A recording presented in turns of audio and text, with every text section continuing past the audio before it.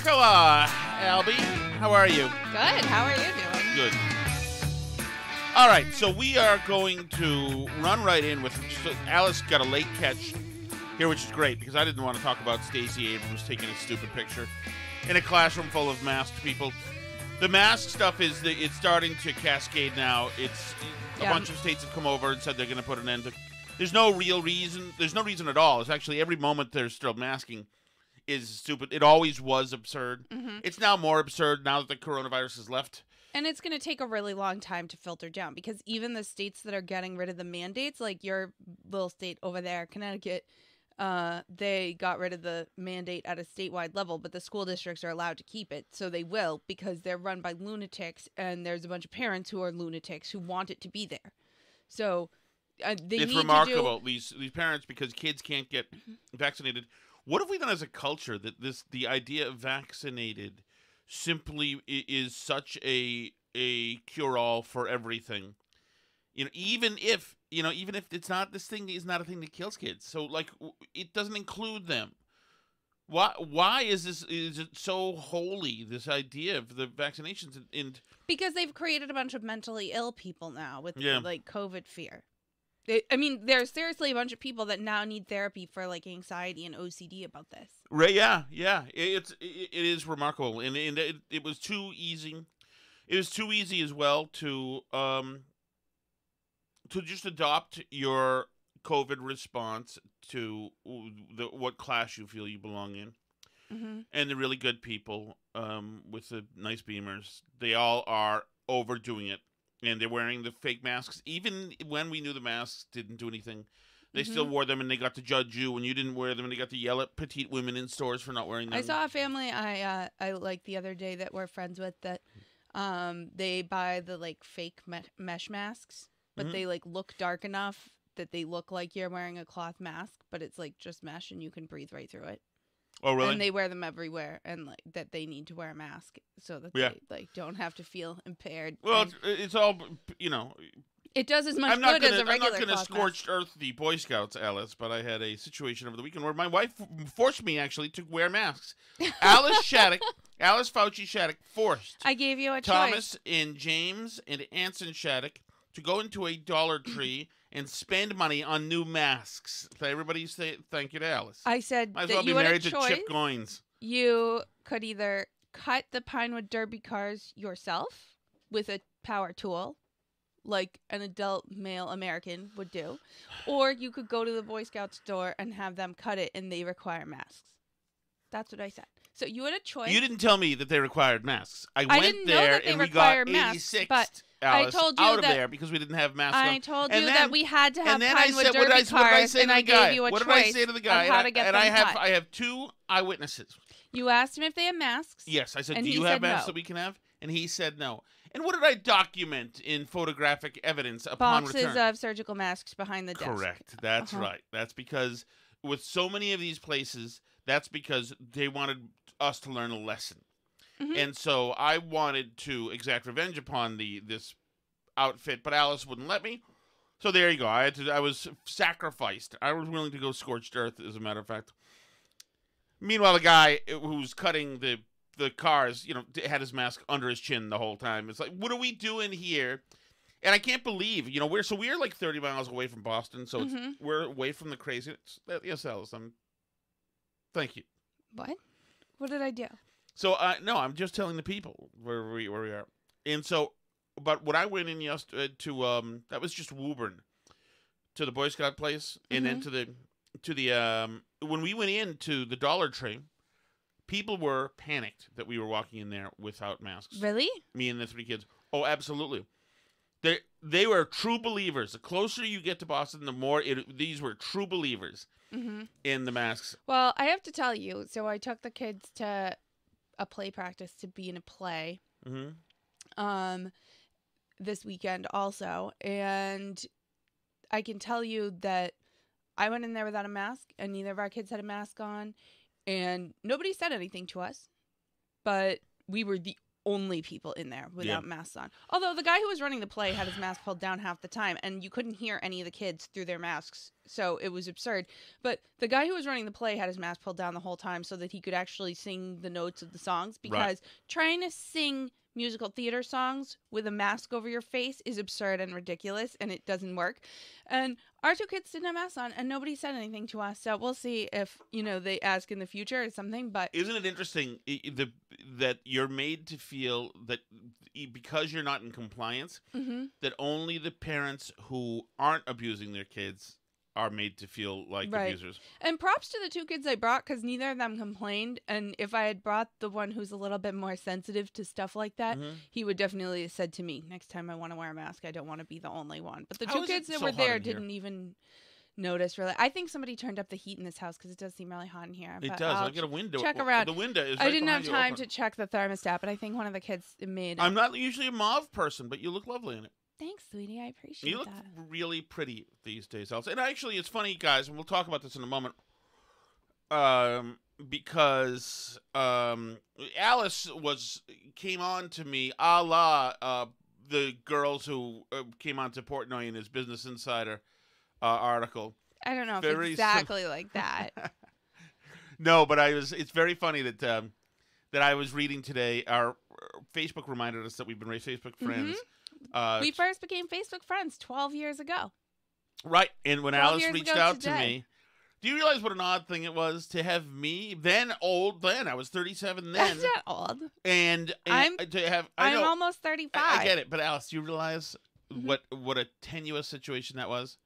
There I am, 37 years old. I happen to be starting to have a bit of a social life because of the radio show. These are pseudo D-list radio fame years of my life. But to have a 23-year-old cute blonde co-ed interested in me was a very tenuous... I don't know if I was a co-ed. Is that what you a co-ed? I mean, I was taking college classes, yeah. but I also worked full-time. The guys want to hear co-ed. Okay. Okay. Was a very tenuous situation, and that doesn't fall into an old guy's lap like very often. So we had to. 37 isn't old. We had to navigate this very carefully. I had a team of advisors on how to handle this.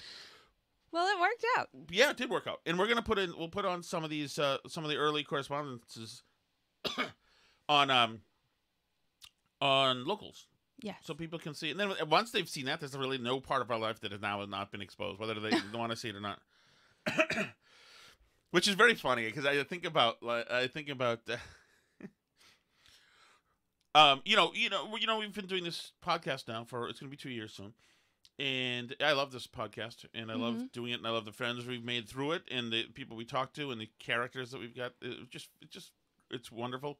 It's just great. It's just great to the whole Burn Barrel community. But I'm also like, there is, I'm a, that I'm a prostitute. Yes, right? Yes. Right. So my not friend, that kind. Right, exactly. But yes, yes. I want to grow my brand, and I am fine with attention from lots of people, even if it's all calling me a fat old boomer.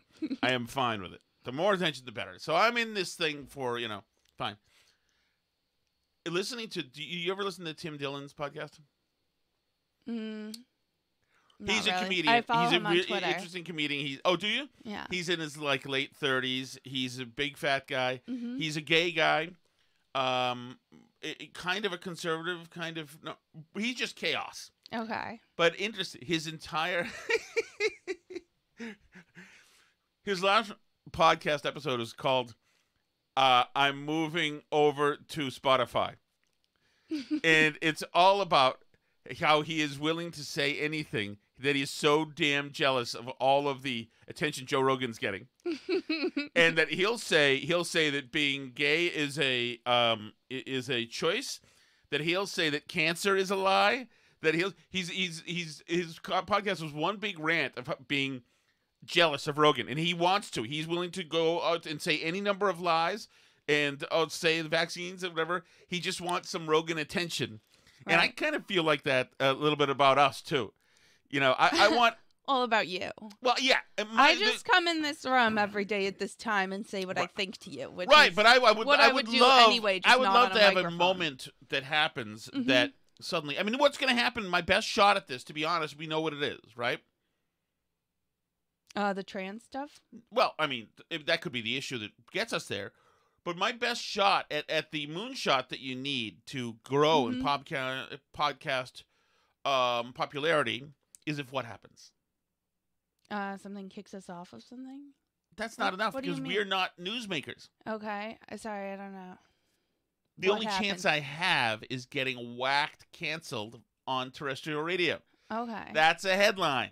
Right. That's it. That's my one first of all, I'm now looking around for snipers to whack me, but now nobody's whacking me, of course. You know, I go on there, Alice. I say stuff that's forbidden to say, and I get away with it. Right. Day by day. And the idea is I say something that's true, like male swimmers shouldn't be taking female swimmers' positions. Right. Or competing against them. So say something like that that's true and it's defending somebody. Then what happened? What are you looking at nervously? I'm not nervous. I'm just looking for a particular thing I sent earlier that I can't find. But go ahead. Keep going. Okay. Because I'm always like, I'm nervous that you're seeing information that I've like 5 weeks to live or something, and you're like, how do I put this to him while he's ranting? So this is what has to happen. I have to do something noble, Alice. I have to do something noble. I need eye contact for this. Okay, I'm listening. I need eye contact. You're really pretty, Alice. So I have to do something noble. Okay. I have to then get unjustly whacked for it for my work. Then, once I've been capped, I at that point, Alice, need to be then tractor beamed over to Tucker Carlson's show to explain why you were whacked. Exactly, much like Jordan Peterson and Weinstein and a bunch of other people. You could also just end up getting whacked and nobody will pay any attention. That's also a possibility of something. That's the one. That's happen. what I'm. A la Tim Dillon. I'm thinking right now. That's more likely to happen. It's like, what? How many times I am sick of Shattuck men, historically Shattuck men, being wealth adjacent, but not wealthy. I'm serious. My dad, when I grew up, my dad was my dad was a lobbyist in Washington District of Columbia, Alice, for small businesses. He was a key guy right in the middle of it. Right. What lobbyist doesn't get filthy rich? One, the Shattuck lobbyist. My grandfather, my dad's dad, owned the decent, honest one. My dad's dad was a newspaper publisher. He owned a newspaper, which at that point was very popular as well. No rich. Nope. Nope. There's the William Randolph Hearst up at the top and Louis H. Shattuck down at the bottom. These Shattocks have to be. Well, I do feel that I think that divorcing a lot hurts your chances of being rich. Not that I'm saying that's all the Shattucks' My grandfather problems. wasn't divorced. Not all the Shattuck's problems, but I think that didn't help. Oh, your my dad own dad. That is. That certainly was not a good financial strategy to have his wages garnished. 4 or 5 wives. There was one in the 60s, then my mother, and then at least 2 more, maybe 3 more. I don't know. He got married every 10 minutes. My dad. It was, by the way, somebody who, if you ask my brother Jimmy, somebody who railed to us about not getting married forever, as 9 years as little kids. Right. Never get married. Never, believe me, don't do it. And I could not spend 11 minutes not getting married. It was remarkable. So what I'm just saying is, so the things that we need to happen. I want to have a cool person's car, and then I want to have, I want to be able to look down and feel like I'm better than people. I want a Range Rover. Jacqueline Cashman called me today. Once again, I'm rich adjacent. Jacqueline's father is worth more than $1 billion. She's loaded. I'm rich adjacent. She thankfully has seen it in the kindness of her heart to give us old used things that she's used. So the rich people use, like we had the absolute Cadillac of strollers thanks to Jacqueline. But once again, here I am. Not being rich. Rich adjacent. That's right. I don't think I want to be rich, Alice. I want to I just want to play the part of a nice West Hartford housewife. I want to have my Range Rover or my Beamer. I want to have an old my golf clubs in the back, like the golf players do. Mm-hmm. I want to have my whatever the new version of the Livestrong bracelet is. I want to be fundraising for my Pan Mass Challenge rides. I want to. Well, you gotta get in shape to do that. I too. understand. Hey, I understand, Alice. I want the trappings of the rich people, and I want to act. I don't think it's as great as it looks from the outside. I want to find out how disappointing it is and underwhelming it is. You want to be able to go on shows like Larry David and talk about how it's not as great as you would think being rich. Yes, as a matter of fact, yeah, $100 million, yeah. I want to be able to, there is always a chance in my mind. Like, you know how it's some human resources say it's like 500 days since an accident, or whatever. Yeah. It's never more than 250 days from a time when my bank card got rejected out of cash. I've not made 250 yet. At some point, some card that I've handed over has been rejected. Sometimes it's full of groceries, sometimes not. That's what I want, Alice. Okay, I'll work on it. Yeah, something has to happen. That's why I need lightning to strike, because we're not going to little Jerry Callahan T-shirt our way into the swells. Yeah, no. I mean, thank you all who have bought little Jerry Callahan T-shirts. Which I love. It makes me They're happy. great. If I ever see one out there, and any of you guys wearing one, I will freaking hug you so GD much. I don't care. But they're not going to make us billionaires. Maybe that's not an incentive, really, for you guys to be wearing them. But they're not going to make us billionaires. That's my point. Right. We have no profit margin on those T-shirts. We have a little bit of a profit margin. I know, but they're cheap. Like Jerry's, suck the plug or whatever is like $40. Twice as much. Yeah, right. Yeah. I know. But by the way, new Carano coming. This is his last week. So, but what's he gonna do now, Carano? I don't know what Carano will do. I mean, I don't know. He just flamed out. It got to him. I guess he got shell shocked. I mean, unlike you, he's not a subscriber to the belief that all Twitter attention is good Twitter attention. Right. Yes. No, I'm a common streetwalker looking for Johns in not so subtle fashion. Oh. Where other people also pretty sensitive. Chip Goins. Yeah, my man Chip. Who? Thank you to all of you out there bothering Chip. I'm enjoying it a lot. Who knew that he blocked every one of our listeners off Twitter? So he was. I mean, talk about just a wretch. I mean, what a wretched thing. I mean, sorry that you made a mistake and thought Shannon Watts was whatever. Still don't even know who she is. I still am not convinced of who she is. I know that she spends way too much time caring what Tom Shattuck thinks. I know that. But let's get to the important stuff. That brings us to the reason we brought up Portnoy is that Dave Portnoy, next to this thing with raising money for small businesses, Portnoy just pulled a freaking ninja move. Yeah, it's huge. So let me please backtrack a bit because Joe Rogan, it seems like, is still all everybody can talk about. I'm getting to the point where I'm like, is a news story going to happen besides Joe Rogan? Because it's like getting a little old, but it just like doesn't stop. Andrew Yang had to apologize for saying he didn't think Joe Rogan was racist. Imagine that. Not even like defending anything. He just said, I don't think Joe Rogan's racist. Right, yeah, and he had to apologize. You have to think Joe Rogan's racist. I'm the sorry. new rule on the left. You have to think that. My tweet hurt a lot of people. I'm sorry. Like, what a wimp. What a wimp for a guy, especially who Joe Rogan made his career. He would not have been where he was if he had not gone on Rogan. Great point. So that's what's like especially pathetic. Like, what a backstabby move. Like, Rogan gave you his platform, let you on his show to make your case and talk, and you're going to go out here and say, like, you apologize for saying he's not racist. That's ridiculous. If Rogan's racist, then we got a problem because he ain't. Yeah. So, he's not racist at all. Obviously, he's not racist. It's absurd to say he's racist. The left knows it's absurd to say he's racist. There was a time not that long ago in this country, less than 20 years ago, when even though it was like edgy and not really polite, a bunch of white people said the N-word for comedic effect or because they were into rap or liked the Chappelle Show a lot or whatever.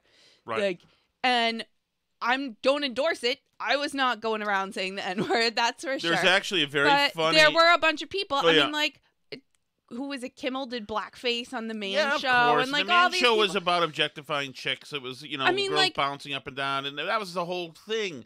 There was a space to have Jesse Kelly, you know, the super alpha man, Clay Travis, you know, I like the First Amendment and boobs, you know. Right. You know, the red meat, woman-loving man. There was a time when that was a tolerated... kind of hyperbolic, iconic personality. Right. Including, in some contexts, people were saying the N-word in a way, like, not calling people the N-word in a fashion meant to be derogatory, but it was part of pop culture at one time. Back to Larry David, that particular episode. Are you my N? Are you my N? Yeah, I mean, where Larry, a rapper moves in across the street from Larry, and they call each other N, and Larry's using the word N.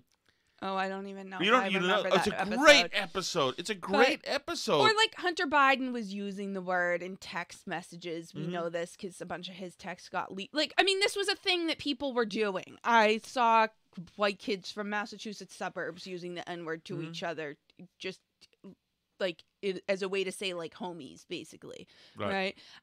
It's pathetic. It's stupid, but that's how it was. And if you're going to dig through and find all these old times that Joe Rogan said whatever, then fine. Right? But like, I mean, this has now become a culture war thing. I don't think Joe Rogan, frankly, is that interested in fighting this battle. I think it was obvious from the time that he took the money from Spotify. He took $100 million from them, and they killed 70 of his past episodes, including the ones with Alex Jones and whatever. And he didn't say anything about it. He didn't fight to keep those episodes. He did not care. He does not care about, you know, preserving the old Joe Rogan content that upsets people. Like, it's not, he's just doing his thing. I don't think that's a battle that he really wants to fight. You're totally right. You're right. He is not an ideologue whatsoever. You're right. He is not like, interested in this battle, which is one of the reasons Tim Dillon is trying to take it from him, because he is interested in this battle. So, Rumble went out there. They said on Twitter, they put a note out from their CEO. Dear Joe, we stand with you, your guests, and your legion of fans in the desire for real conversation. So we'd like to offer you 100 million reasons to make the world a better place. How about you bring all your shows to Rumble, both old and new, with no censorship for $100 million for 4 years. This is our chance to save the world, and yes, this is legit. I think they would do it, but I don't think Rogan wants to do that. He has no interest in this fight, in giving Rumble his credibility. He has a bigger platform than Rumble. He'd rather be on Spotify, where he can get more listeners and not be embroiled in this fight and still have his, like, you know, entertainment industry friends and everything. Like, he's not trying to be some lightning rod. It's not what he does. Right. He just has people on his show and talks to them. And so it's interesting that all this has happened because, like I say, this is like the story that won't die, right? And the reason why it won't die is because this is not an organic movement. There is not a groundswell of people upset about Rogan using the N-word however many years ago. Nobody's upset about that. Right. If you stick it in their face and you show them video compilations of every time he ever said it, then, like, yeah, you can get some people worked up. But, like, nobody's in their heart, like, doesn't really want to listen to their music on Spotify because Joe. But this is the narrative now, is he's into dangerous medical misinformation. He's alt-right. He's a dangerous, like, radical anti-vaxxer who's causing people to continue to get COVID and die. He's literally killing people. He's a huge bigot. He's a racist. He gives his platform to neo-Nazis. Like, this is the narrative now, is he's this radical person. And it's not true, but it keeps going no matter what happens. Like, the medical misinformation stuff is one story, and then Spotify takes down more episodes. That's another story. Now this video's out of him doing the N-word stuff. So, like, why is this happening? Where is this coming from? This is not an organic thing. This is an organized, coordinated effort to ruin Rogan. And like I said before, the point of this isn't Rogan, right? They're not really worried Rogan is saying stuff because there's a whole bunch of people that don't even listen to Rogan and don't care. Right. The point is, he's the biggest person they can squash, and they're letting everybody else know, including their own allies. If we can squash him, we can squash anybody. And if you put a toe out of line, then you're next. And these are powerful groups. This is not some like weird conspiracy theory that I'm making up. This is actually, this video was put out by an account, the N-word video was put out by an account called Patriot Takes. Now, Patriot Takes is in a working relationship with a super PAC called Midas Touch, a super PAC that brings in millions and millions of dollars a year for democratic causes. You might remember we played that video, I think like last year or maybe during 2020 during the elections, about like, it was like a girl and her mom getting pulled over by the police for trying to sneak into Canada to get an abortion once, like, you know, Trump had made abortion illegal. It was probably over one of the Supreme Court fights now that I think about it. Yeah. So that's the type of thing they put out. Now, Midas Touch, the super PAC, is run by three brothers who have a bunch of entertainment industry hookups. Then one of them worked for Ellen DeGeneres, is like one of her producers or social media people or something. Yeah, and he's a content guy, video editing, and all and then that there's stuff. like one of them's like a big entertainment industry lawyer who's he did the case against the Fire Festival. They're like, they have all these connections and hookups with all these powerful people. They raise millions and millions of dollars to push these causes. And so Ben, Brett, and Jordan Maisales, I don't know if that's how you say their name, but anyway, they, for some reason, thought it would be a good idea to go and do an interview with Dave Portnoy about Rogan and speech and saying the N-word and all this stuff. And Portnoy, of course, has been in trouble before for saying the N-word himself, including having, he recorded a rap or whatever, or repeated rap lyrics. And internally, he had a bunch of talent from Barstool complain about him and say that he should apologize and this and that and this and that. All these people that owe their living to him, these entitled rich punks, all demanded Dave Portnoy be brought to heel last year.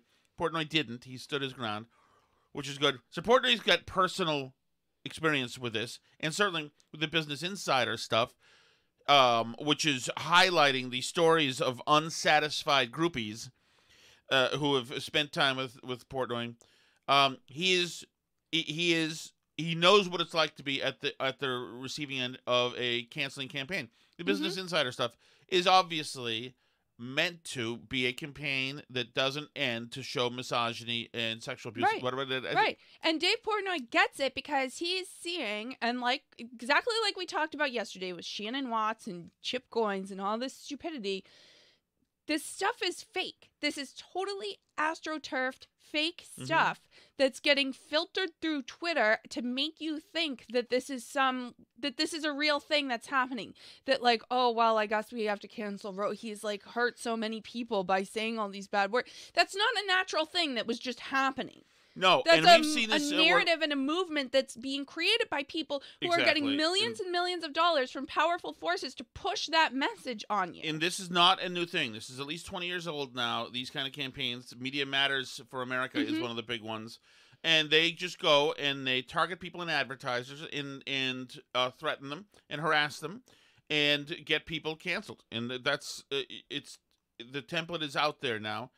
And now it's an industry. Cancellation is now an industry under activism, we'll call it, where the guys at the top, the Midas brothers, in this case, Maisales, right? But that's where Midasism comes from here.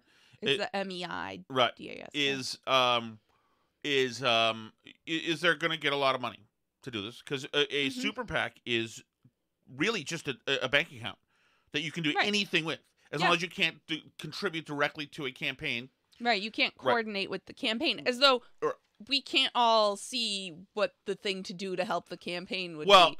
Right. And also, of course, they all coordinate with the campaign. Right. This is a joke. I mean, who are you kidding here? So go ahead. So they went on with Portnoy. Yes, these are cancelers going with Portnoy, a guy who's a street fighter who's been pushing sensitive, controversial content for 20 years in Boston, or maybe even a little bit more. When Barstool Sports was just a magazine. Do you remember the magazine? Did you ever see it? I remember, I think when I was like in college, so this would have been like 2005, 2006-ish, people would sometimes share like from their website stuff. I don't remember a physical magazine. Right. So I remember when it was just the physical magazine, and Portnoy, managed to get co-eds to get almost completely nude for him to be like the hot college BU chick of the week or whatever it was.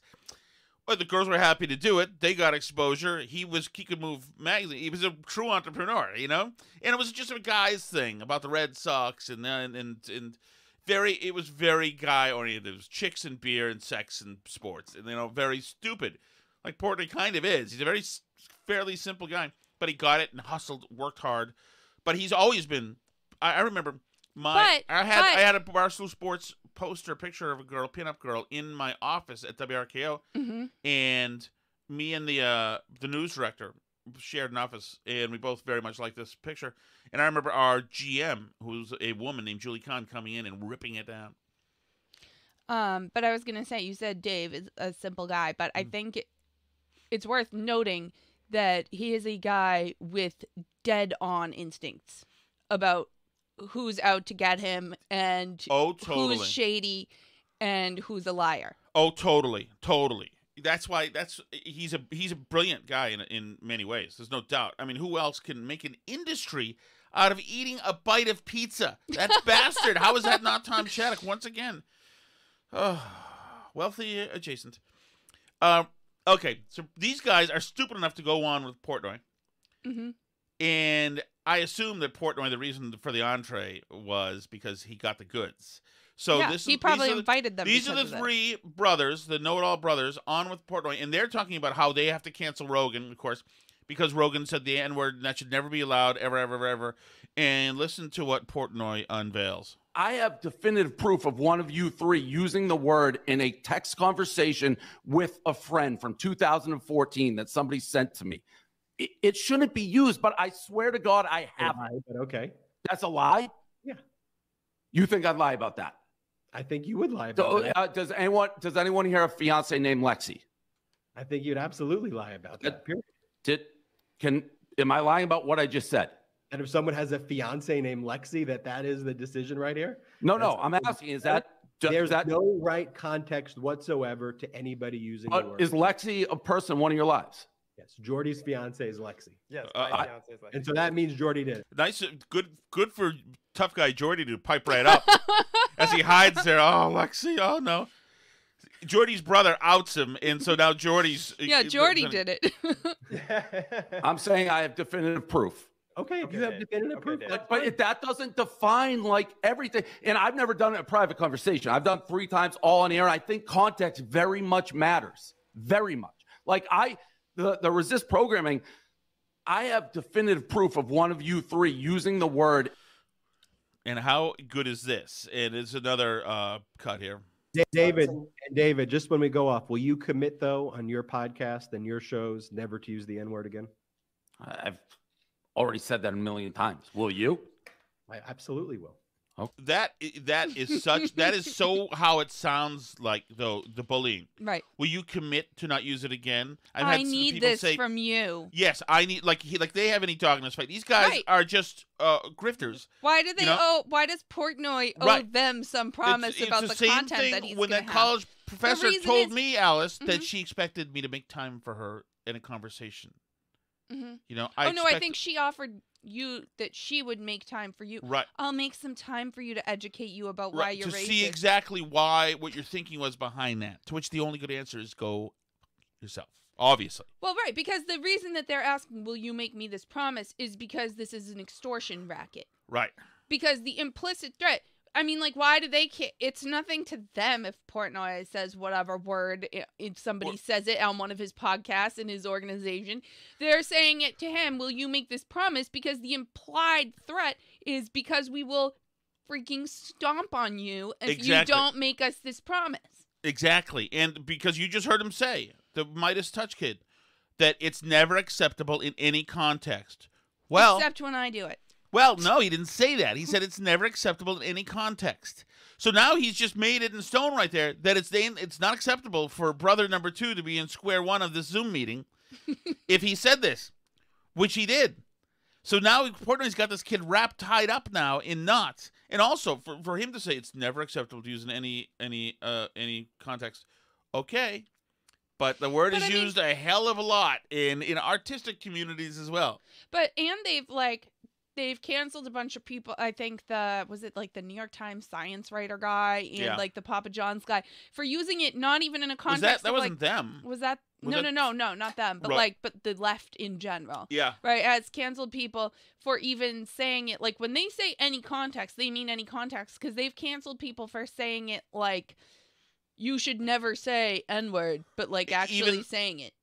Right. Even having the conversation about how you should never say it. Yeah, and you say it while saying you should never Exactly, say X, which is what like, the New York Times. Not only did the New York Times guy get fired for that, but other progressive writers during Slack conversations about that incident have since been canceled for defending the New York Times guy. right. You can't even defend somebody who said it's Right. not okay to say N-word if they said it while saying it was not okay to say it. Like Exactly. we're in like beyond parody, crazy world of weird associations. Okay. Well, then, yeah, handshake deal. Yep, There we you- go. What? I said never have used it and never will. And I Okay, so agree. then when the guy who had That's not a safe thing to say. I have certainly said the word. I know I've said the word. I'm not a black. I mean, I'm not a some racist, Jim Crow South dude who would ever use that or ever say that to somebody or ever you saying. But I think every word that's been invented in the world, I've probably said, especially as a kid. Not the really big ones. Not the really big words. What do you mean? You said you've used every word that's been invented. Right, but as a kid, you finding new words, especially if they're forbidden words, that's the greatest thing in the world when you're 7 years old. My goodness. And actually, to talk about, I'm not even going to say it, but that word, which is nothing that one of my problems, I'm not a pedophile, and I'm not a N-word using racist. I have those two things. Those are Yep. two, maybe the only two things in the positive column for me. But everybody has used every word. There used to be when I was a kid, some of the things that we would say like are Indian rubber, which is Indian rubber meant that you could throw the ball at the person if you're playing baseball. That means because when your kid's playing baseball, there's not enough fielders to have a first baseman designated there, so you could whip the ball at the person. That was called Indian rubber. So you'd whip the ball at the person. Indian rubber. We said Indian style. There was a word, that N-word was used. The only time I've ever heard it used popularly was in a way that was probably rooted directly in racism. That had to do with a bottle rocket, which is a firework, and I won't say anything more. Probably guys who are around my age will remember this being called. It was shocking to me to hear. Yeah, I've heard people also use it as a compound word for, again, racist context for sure. But I do not say this, but I have heard people use it in a compound word to describe the way some people put things in their mouths, like doing something with a cigarette. Oh, or, yes. Yeah. I forgot about that. I forgot about that. That's- Yeah, okay. So it's out there. I mean, people have said the word, and I don't think that everybody who's ever said the word needs to be now unemployable forever. Right. But that's the message. And the thing is, like, they're not going to cancel their brother. Well, right? we'll it's see. It's not going to be. But here's the thing: it's not going to. Hunter Biden is still allowed to like be around and do art shows. Nobody's been calling up his gallery and been saying like, we can see this person use the N-word in a text and we really think that's very problematic that you're selling his art, right? Nobody's doing that. Why? Because it's not that it's unacceptable for everybody in every context all the time. It's unacceptable for you, the bad guy, to do it in any context at any time. Right. It's not unacceptable for them. It's not unacceptable for Jimmy Kimmel to have done blackface. It's not unacceptable for Whoopi Goldberg to have dressed Ted Danson up in blackface. It's not unacceptable for, didn't Joy Behar do blackface too? Like, or Ralph Northam or any of these other people. Well, like even Rick Wilson to have a Stars and Bars Confederate bumper sticker right, on because his he cooler. was anti-Trump. He got in with the right people. Like, that's how it is. Right. If you're one of the bad guys, if there's a zero tolerance policy and anything we can find, we will launch a coordinated viral campaign funded by millions of dollars from the wealthiest people in the country to make your life hell until we ruin you. Right. But we're allowed to say it and no big deal. We're allowed to do this stuff and no big deal. Justin Trudeau can be in blackface all over the freaking place and nobody cares. It's not a problem because he's one of the good guys, so it doesn't matter. But he'll be happy to say, without pushback, that a bunch of people driving 18-wheelers are white supremacists. Oh, well, this is huge now. This is the new narrative about the trucker convoy, and it's all over the internet. You know, they've been kicked off GoFundMe. GoFundMe, finally, after pushback from people, they decided they weren't going to donate the remaining money to charity, but they are going to refund the people. Right. If people don't know, GoFundMe a few days ago said, because we don't like this organization for the truckers, we're taking all the money and giving it away. Which would to charities. Which is a really great way to get your business burned down. Let me say. Yeah, that's the one where like people are going to be pitchforks and torches if you take $9 million of other people's money and donate it to charities that you feel like donating to. So, but they did decide that they would refund the money to people after a total outrage for a while. But they are pushing. They are not on the platform anymore, the truckers, and the narrative is being pushed that this is a white supremacist, fascist occupation of Ottawa. Bear in mind, there was an actual occupation of a bunch of city blocks of an American city in the summer of 2020 that was celebrated as the summer of love and fabulous and wonderful, which is freaking incredible when you think about it. But, you know, when the right plays the same games, you know, they're white supremacists and evil and terrible. Here's one. What's happening in Canada with the use of trucks and tractors to create mobile right-wing extremist warlord convoys to try to shut down urban centers and terrorize healthcare workers and political opposition will be replicated in the U.S. soon. Count on it. Here's another one. There are 35,000 people in the Telegram chat dedicated to organizing a U.S. version of the Ottawa trucker convoy. Folks in the U.S. should be paying close attention to what's happening in Ottawa. The truckers clearly took notes from the events of 1/6/21, and I'd be very surprised if our far right doesn't take a page from their playbook in return. Tactical dialogue is real. It doesn't take much to jam up the center cities of a major urban areas and make life unlivable for disproportionately diverse residents. And we all know who the cops would sympathize with. As many Canadians have pointed out, the response of cops to this incursion is very different from the way they've responded to Indigenous protests. Our police are largely a militarized far-right force at this point. We can all guess how they'll respond. And here, this person goes, again, this is a Twitter person. I'll be a broken record here. Trucks are a very dangerous and effective tactic for the far right. They're effectively tanks. They are deadly against pedestrians, can plow... Effectively tanks. Oh, fantastic. They are deadly against pedestrians, can plow through police blockades, and it takes only a small number of them to occupy and disable a city. So they're going on and on. They found, you know, whatever, people in like the YouTube comments from some video about the trucker convoy who are... Their new conspiracy theory is that, you know how people say honk honk?